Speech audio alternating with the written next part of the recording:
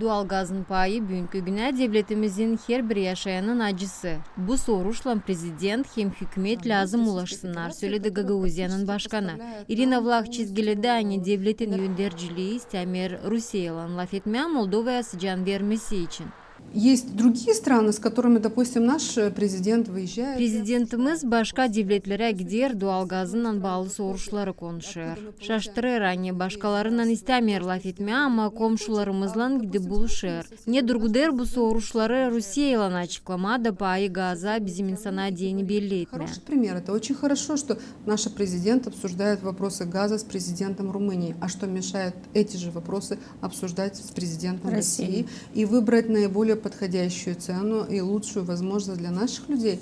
Doğal gazına pahaların büyümesi problemaları sosyal kurumlarına getirecek, söyledi Irina Vlach. O bildirdi umudunu aynı hükümet var olan soruşu çözecek de sosyal obyektleri kendi işini ilerikisi gibi götürecekler. Bakanlık komitesi kendi tarafından автономиянın yaşayanlarına diyeni kimi tutturmak projelerini kararladı. Утвердили проект бюджета, который отправили в Народное собрание Гагаузии.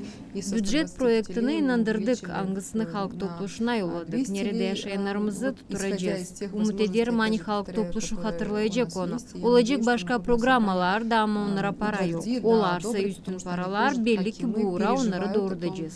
Как мы вместе пройдем зиму. Gagauzyanın başkanı mitingleri tutturdu, söyleyip hani bu doğru adım insanın tarafından. Для нас очень важно, чтобы Bize dini yönelik yaşayanlarımız mitinglerde acılarını, korkunçluğunu açıklasınlar, hem kuvvetlerle işitilmiş olsunlar. Здесь очень важно, что все буквально на своих уровнях, и местные органы власти, региональные органы власти, все, что от них зависит, сделали. Getirdiğer saklarınıza aynı bitki vakit автономиянın kasabalarında, köylerinde mitingler geçirirler. İnsanı pahalar doğal gazına, petrol mallarına, yemek mallarına dalgalandırırlar. Avgust'un 4'ünde Moldova'da 23'li bir kubometre gaz için koyuldu. Şimdiye kadar insan 18'li 62 ban bir kubometre gaz için öderdi. Svetlana Dimitrogla, Elena Radkogla, Maria Kazaku, GRT Haberler.